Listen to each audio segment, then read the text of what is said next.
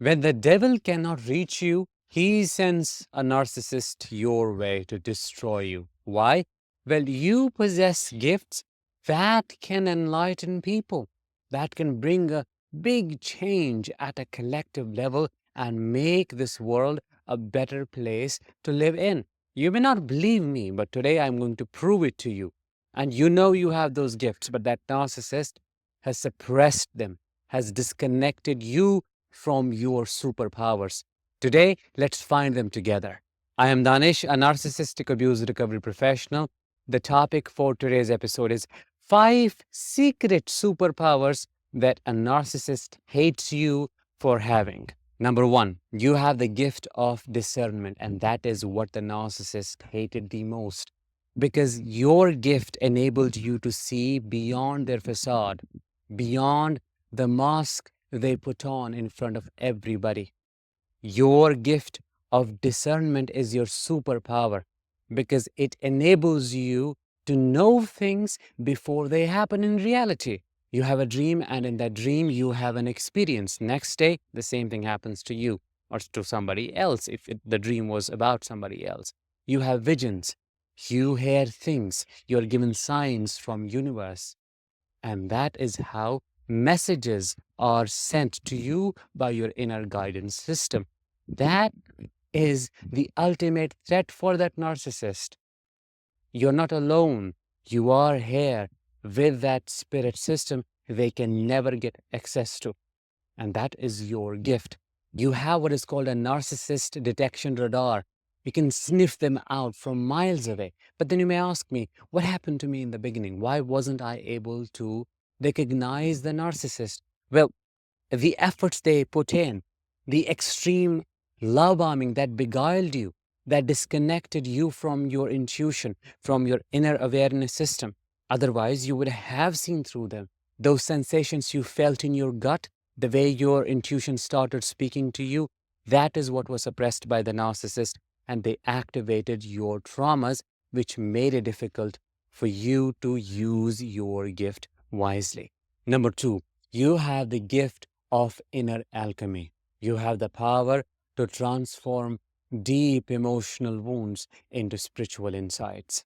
Unlike that narcissist who lives a very meaningless life, you have the capability to find meaning in your suffering. You have the capacity to sit with that pain, anger, grief, suffering, agony, everything that you're struggling with, and transcend beyond it to find your spiritual truth.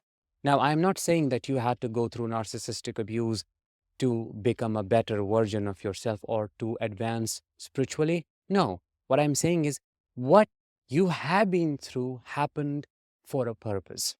I believe that. I didn't believe that in the beginning, but then now that I look at everything that I experienced and survived, I understand that it had to happen for me to know what it is like to go through narcissistic abuse and then to be able to help so many people. This is my purpose that I'm living, manifested into reality. You have that capacity as well. How can you tap into it? By listening to your intuition. Let it guide you. Most of us get stuck here, using our brains all the time. It is limited. Your conscious mind is limited in its ability to think about things.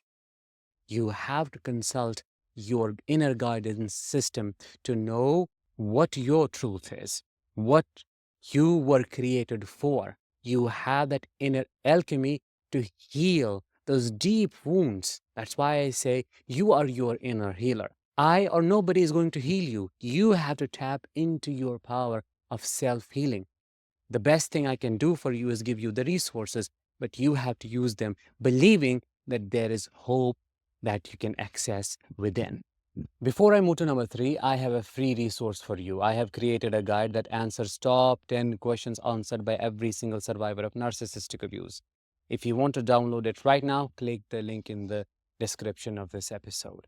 Number 3, you have the gift of abstraction. You can think in abstract terms, and you know that narcissists cannot go beyond black and white thinking, or they think in extremes. Either it's too good idealization or It's really, really bad devaluation. They're stuck. They can't think about the gray area. They can't think about the combination of yin and yang, the balance of good and bad.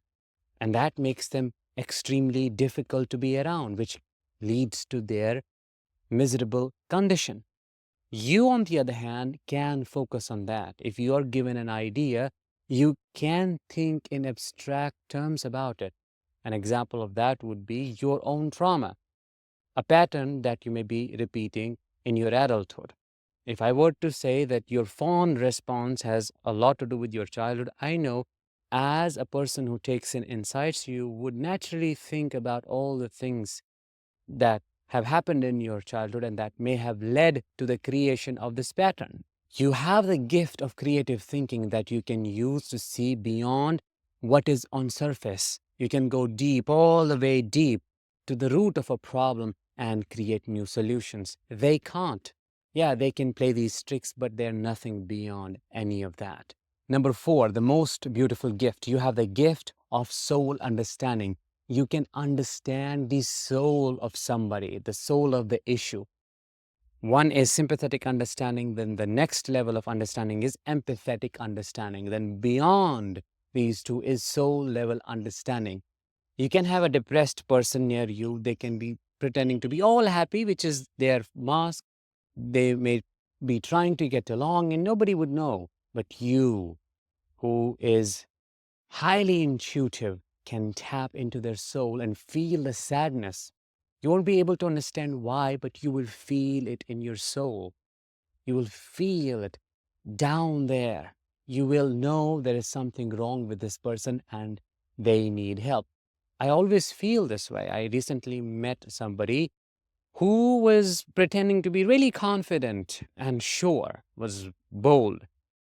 And I kind of felt something was going on. I could feel the shakiness in the innermost core of them. And then I said it to them. You appear to be confident. Maybe things have happened to you and you are acting this way, but I know deep down you feel unsafe.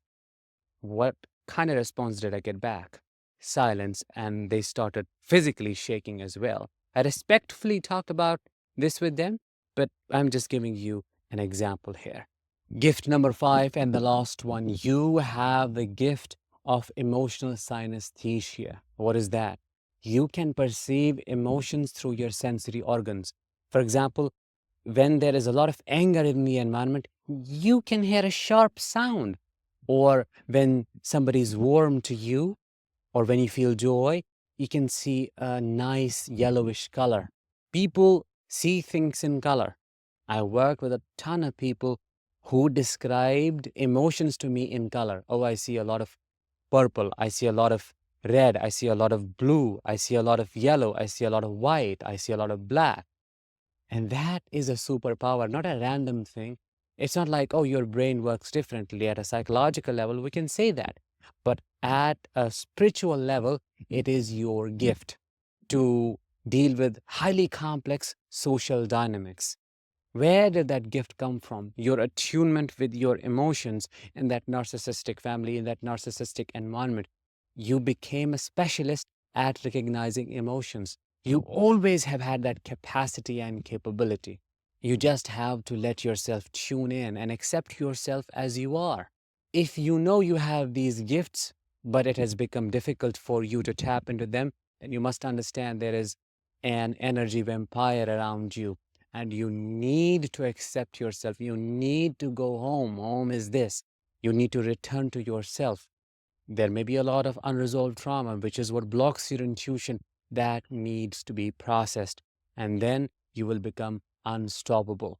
Narcissist proof for real. Those were 5 superpowers that a narcissist hates you for having.